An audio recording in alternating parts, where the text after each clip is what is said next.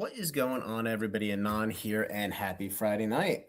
We're going to whip around the TCG space and talk about some opportunities and some things that you guys may or may not have been paying attention to. So, it is release day for Pitch Black. ETBs are holding up reasonably well. They're somewhere around 150. The Pokemon Center ETBs, I've been able to get a couple at 120. If you want to get them, if you missed the drop, now's the time. But what's interesting here is there are a lot of broke-ass Timmy stores that race this thing right the fuck to $200. Now, some people are at $215, but there are a lot of broke-ass Timmy stores that just ran this thing to zero. So if you want to buy it, now's not a bad time at $200, $215. There is a second wave that's going to come at some point. I would imagine it's coming much sooner than what we saw wave 2 of Perfect Order and Chaos Rising, which we just got. But there's going to be some opportunity with this because almost all of the focus right now is going to be on 30th anniversary hype, which I think is why some of these stores I've never heard of are just completely dumping product. I know the booster bundles have gotten absolutely smashed. That's just unlocked botters who've gotten their product from Walmart just dumping it on the market at $35, which is kind of dumb because I'm pretty sure they charge $29.99, $27.99, whatever, plus tax. So it's interesting what's going on, but I see so many PokeTubers doing thumbnails and doing videos on how is the bear market here. This is absolute exact thing that happened last summer.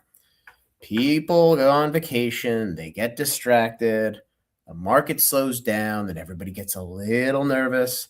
And then when everybody goes back to school and back to work and the vacations are over in September, October, things boom again and we get to Black Friday and through the holidays, then seeing things slow down and everybody thinks the sky's falling.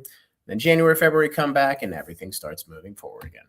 It is the exact same pattern that happened last year, not necessarily the year before because the bull market was just starting in 2024, but it is literally the same movie again and again and again. I actually had somebody reach out to me today and ask me when I thought stores were going to start to reject allocations. And this is just how, I guess, detached from reality people are at this point because they're used to everything going up. This is a 2x on cost at $215. Isn't a store in the world that's going to reject their fucking allocation. And the fact that people are starting to ask that question, it's funny because we've been in this gravy train for so long. People forget what the cost is. They forget how much margin is here. And the second, instead of 2.5 times, you're only making 2 times. It's like the sky's falling. It is very, very interesting from a human psychology standpoint. So we'll see what happens. But again, when the second wave of this comes, I'm a buyer of Pitch Black, Chaos Rising, Perfect Order all day long, as opposed to 30th anniversary at release. And looking at 30th anniversary, I did see P Football Pete, who, I mean, look, these guys set the market on eBay. They do, Flipside does. Generally speaking, they hit ETBs yesterday at 250. I think they lowered them to 209, but they were selling a good number of them. There is not a SKU right now that's less than $20 a pack.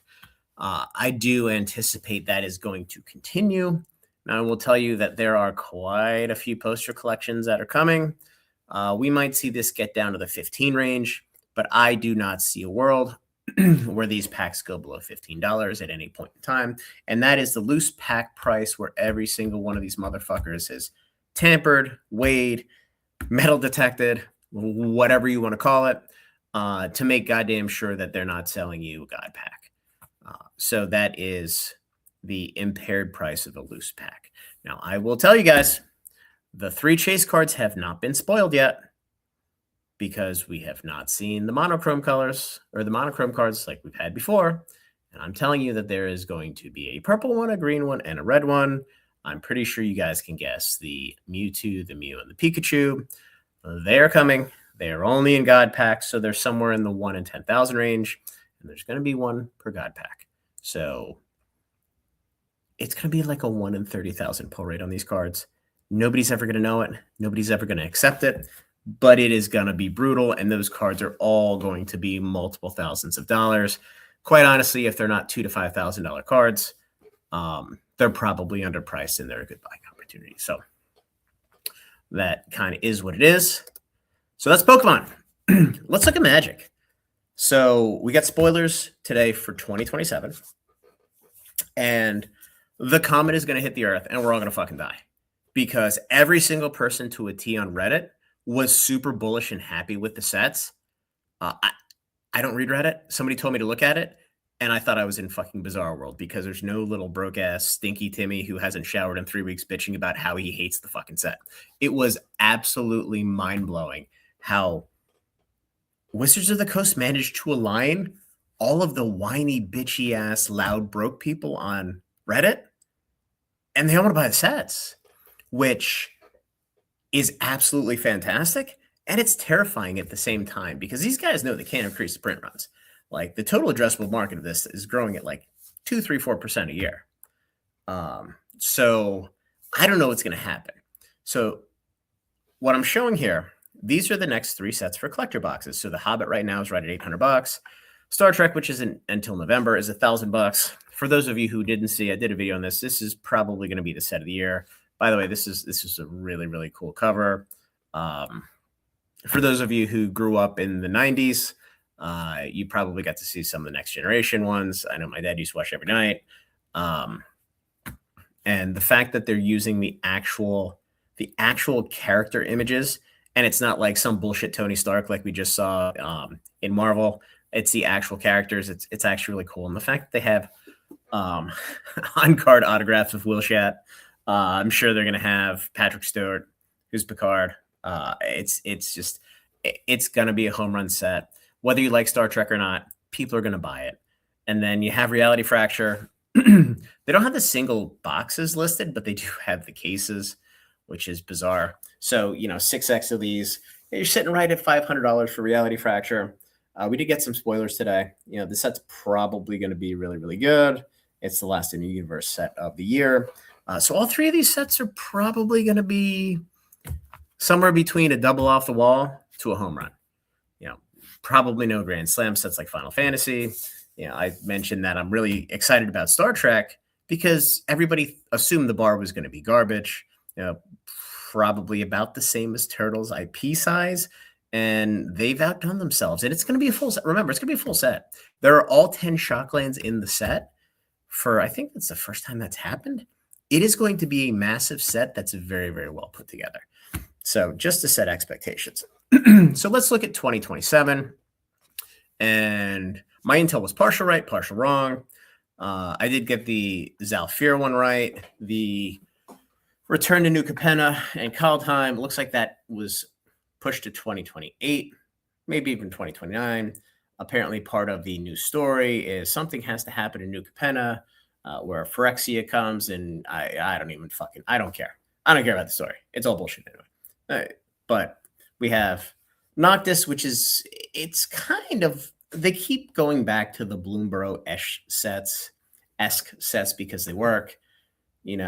Lorwyn was very similar, which again is the early set. Noctis kind of seemed like it's an underwater plane. It seems like it's kind of a Bloomborough-esque type setting.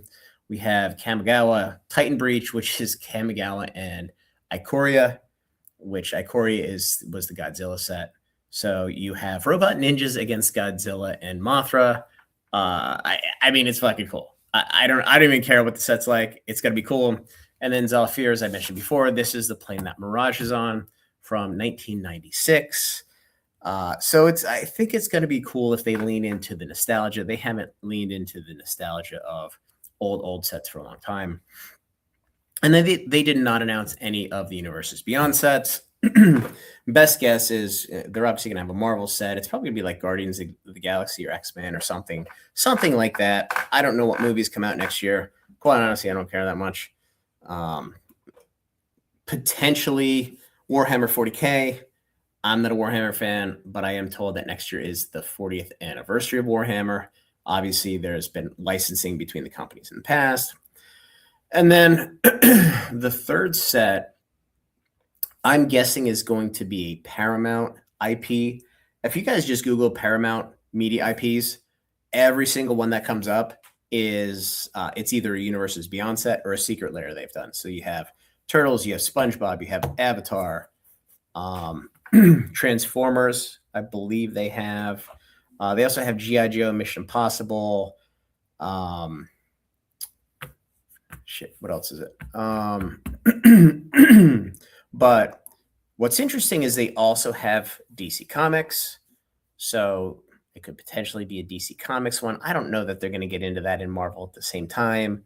It's probably not going to happen crossing the streams. But on the last two conference calls, Chris Cox has bragged up and down how there's a 2027 Universes Beyond set that's going to crush Final Fantasy. And it could very well be a Star Wars themed Universes Beyond. I looked at Game of Thrones. They don't own HBO yet. They're in the process of buying HBO Discovery. So that IP wouldn't quite work.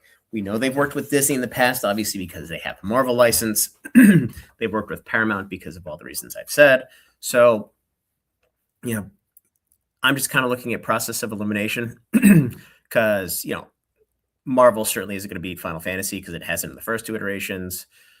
Warhammer, if it is one of them, is obviously a smaller IP, a much, much smaller IP. That's not gonna beat it. So the thing that HBO Discovery, they have Lord of the Rings IP, which obviously there's been a license there. They also have Harry Potter IP, and then they have Game of Thrones IP. I doubt very, very much that the August set, and the August set's probably going to be the big one, if I had to guess. I'd like for it to be Harry Potter. You never know. The politics of Hasbro are a little fucked up when it comes to just being neutral and just doing stuff that people love. So, I tend to think it could potentially be Star Wars. It could be a second Final Fantasy set as well, but I don't think that's going to come until 2020. So, all right, that's enough of this. But again, the entire Reddit world of idiots has united to actually praise Hasbro or WotC and love these three sets. So 2027 is off to a pretty damn good start. Now, moving on. Gundam, for those of you who have not paid attention, GDO1 New Type Rising came out July of 2025. It's a year old. The boxes are $400. The boxes are $400. The product has dried up. You can see the chart here. We have a nice little basing pattern. 76 boxes sold in the last month, 87 on the market. Now, you have a handful of boxes here, and then you go right to $450, which is where this set's going to go. It's going to go $450. It's going to go $500. We have the anniversary set coming in August. There's going to be a ton. August. It's coming next week. Jesus. There's going to be a ton of interest coming to the game because everybody's going to look at the Gundam Bandai first anniversary set, and they're going to start associating it with the first One Piece set, right? Which is was it OP5? OP5, I think, was the first anniversary set. I don't know. Doesn't really matter. So we see the first set has already gone to $400. The chase cards in the set, the rare cards are absolute home runs. Set number 4, which is the most recent set that's come out, this set has sold 4,700 boxes on TCG Player, but it's sold 225 cases. Now, the cases are 12-box cases. This set has sold almost 7,500 boxes on TCG Player, which means it's drying up astronomically fast. If you look here, and I mean, shit, the set's only been out since April. So we're going on 4 months. 3 months. We're just over 3 months old, and this thing is almost sold out. 790 boxes in the last month, 299 left. This number was 400 early in the week. You have a couple boxes here in the 90s, and then you get a 110, 120, and you're going to be at 150 very, very quickly on this set. So if you're interested in Gundam, GDO4 is going to be $150 before you blink an eye. GDO3 is right behind it. Now, it has not quite sold to the volume of this, but it's moving. And that brings me to the biggest opportunity. So Freedom Ascension is the anniversary set. Now, in a normal set, you'll have, I think, 2 LRR or LR plus pluses. LR plus plus is your case hit. In Freedom Ascension, there's 5 different potential case hits. I think there's 12 secret rares. There are so many chase cards in this set that there's going to be at least 4 or 5 hits that are $1,000 out of the gate. And remember, they did print about 25% more of this than they did for GDO4 because it's an anniversary set, but it's not like One Piece where they just dumped it. So the fact that boxes are already coming down to 178, and again, not a whole lot of sales here because it doesn't come out until this week. I mean, 112 boxes sold today, which is pretty insane. I mean, that's more than a Flesh and Blood set sells in fucking 3 months. We'll get to that in a second because I got to do my daily LSS bashing. Don't sleep on if this set gets anywhere close to $100. I'm going to buy the cases hand over fist. It's just there's so much interest in the product. The product's moving. The player base is growing. The collector and the investor base is growing. Everything's moving in the right direction. It's exactly where Bandai wants it to be. So, moving on. One Piece. We have OP-17 coming out 8/22. This is the English and the Japanese set are being released on the same date for the first time. This is your anniversary set. I did get one allocation already, which is interesting because it's one of the new distributors. And they're normally not first. So that was interesting. But as I said, the 2 new distributors did not get a ton of product here. So this product is not going to be, it's not like they're going to double the print run because you have 2 new distributors. But these boxes are at $400 already, which is absolutely insane because everybody's looking at OP-13 and seeing it came out there at $500. This box is probably a buy at $250. I don't know if it gets to $250 at release. I'm not a huge One Piece fan. I can't watch the cartoon. I tried to watch the Netflix thing. I know people love it. I wouldn't buy this at $400. I think that's astronomically high. The expectations are too high. But I do want to mention it. OP-16 is right at $200 a box. Not a bad entry point. Flesh and Blood, absolutely crushing it. We're down to $60 per box, lowest list for the newest set, which is $10 and $10 to $13 below distribution price. Good job, guys. You fucking killed your game. Think about the big horse. 86 boxes sold in the last month and 786 on the market. It doesn't get any worse than this. This is performing like MetaZoo version 2. Good job, guys. Beat the game. New high score. Riftbound. I got to talk about Riftbound. I've kind of crucified these guys a little bit because they keep dropping print wave after print wave after print wave. We just got solicited for another print wave of Spirit Forged, and it's like, I stop the fucking insanity. It's like the bald chick from the fucking 90s. If you know, you know. You're old. But box prices are moving up. The player base is strong. The sell-through on these products is strong. Origins is pushing 275. Spirit Forge is back to 175. This was pinned at like 140 for a while. Unleashed is right around 120. Still hasn't moved great. Vendetta is selling kind of slowly at 140. This is probably going to hit 120, maybe 110 at release. But the boxes are starting to recover. Let's look at Unleashed really quickly. You're 126 and 254 boxes. 5,700 boxes is a healthy number of boxes that have sold on here. These fucking Chinese boxes need to get off this website. All they do is they block shit up and they're confusing and they're garbage. But yeah, I mean, you get through this big chunk here, which is like 2 days of sales, and you're going to be pushing 130, 140, 150 relatively soon. So as long as they don't drop another wave of Unleashed, this product should be reasonably fine. It really should be. And if we look at the sell-through here, 725 boxes in the last month. It's still selling 40-some boxes a day. So they keep pushing product into the market.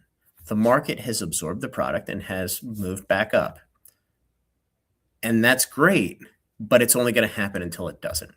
And once it doesn't, you've overprinted too far, and all the collectors and the investors are going away. In which case, you're flesh and blood, but your gameplay is shittier than flesh and blood. There you go. That's the only compliment I'm giving those guys. But hopefully this is the last Spirit Forge. Hopefully we don't get any more Origins. Unfortunately, Europe just got some more. And as I mentioned a couple weeks ago, I think there is another wave coming at some point. I just don't know when. I'm guessing it's probably August. And I hope to God it's the last one. But look, hopefully Vendetta does well. Hopefully they don't push any more Unleashed. Because the boxes need to at least hold a couple bucks above MSRP. Because once they drop below MSRP, Source is going to stop carrying it, and things spiral quickly. So moving on, Union Arena.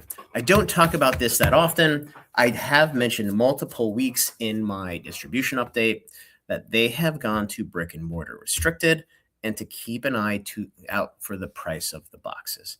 So let's go to Evangelion, $144. This is the point where they really tightened up. I don't think this was brick and mortar restricted, but they definitely tightened the belt. And this is the first one where you had to run OP to get anything. 15. Kagurabachi. There we go. $380 for a brand new booster box. Solo leveling 150. Now this is a little fucked up because they printed a second one. 17. 18 Tokyo Ghoul 120. Again, these are like $50 boxes, $45 boxes. So they're super, super cheap. Sakamoto, not the best IP, but then you go to, where's 20? Time I got reincarnated as a slime, 121. You had 100 girlfriends, 95. Chainsaw Man, 180. And then you're going to get into some banger sets the back half of the year. So let's just click on, I can't believe these are $300 and some, but they're selling. People don't order this. And it's because it's been such garbage for so long. I think people just have stopped paying attention. We have Inuyasha coming out. Now, Inuyasha didn't perform. No, Inuyasha's been fine. I'm thinking Rurouni Kenshin. Attack on Titan. $200 or $300 a booster box. This is probably the worst cartoon I've ever seen. And you have Life starting at 0. And then for 25, I believe you have Nikki. And let's go to this one real quick. Let's have a little bit of fun. We got plenty of time here. So if we go to Nikki, they printed the living fucking shit out of this. Like, they took orders and they printed it and then they doubled it and then they continued to print it. This set has so much product printed. It was dead money for a while and they worked through everything. Now, this was open to backpack sellers, anybody with fucking $60 that could buy a box. You could buy it from any of the big guys, or I should say any of the little basement distributors, if you will. But the fact that this thing has moved up to $63, it's kind of impressive. And there's a specialty set coming.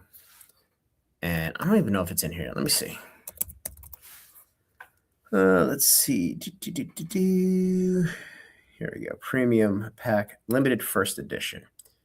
No, that is not it. It's a premium set. Where the hell is it? All right, it's not in here. Doesn't really matter. It's a premium set.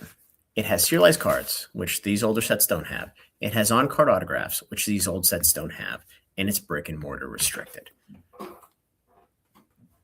You have to pay attention to Union Arena because Bandai has done the same thing they've done with all of their other games, and things are working.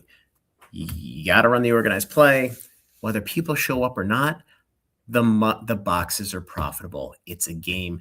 They push out a lot of product. They're all profitable right now. You got to pay attention to it. Now, again, the order lead time is pretty long. Standard Bandai. I just don't see it changing anytime soon. And the last one I want to talk about, Fusion World. I do get a bunch of questions about this. Cross Force, which is FB10. FB10 was the last product that had an order window that came out before they announced the new season or the new anime or the new iteration of Dragon Ball back in March. Because I remember I was at Gamma when it came out and everything kind of went nuts. We placed our order for FB10, which was a little late, but we managed to get some. $228.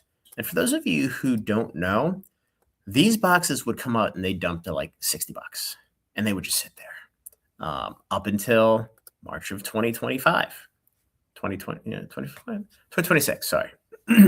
Dual Evolution. This is FB9. This is the tight print run because the thing went nuts and nobody had time to adjust.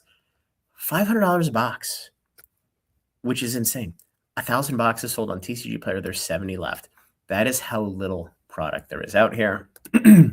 And I do want to mention we have Story Booster 1 coming August 21st. I am just crossing my fingers and hoping that my order gets filled for this. $588 a box pre-sale. It sold 40 boxes. It's working, man. Whatever Bandai's doing is working. Even Dragon Ball Super is doing well. You know, the last box that came out, it's like $180. So it's things are moving in the right direction across the board. The only game that's struggling is the one game that can't get out of their own way, and obviously, Star Wars, which I don't give a shit about. But again, Star Wars and Magic is going to work. So we'll see what happens. So anyway, guys, just wanted to spend some time going through everything that I'm seeing. So like the video, subscribe to the channel, join the Discord. And if you're interested, we do have a couple slots open for Elite and for EV. We have an expected value tracker. We are currently pre-selling Marvel Jumpstart boxes for $110 plus shipping. Join the Discord, PM me. We can talk about it. Later, guys. Have a good night.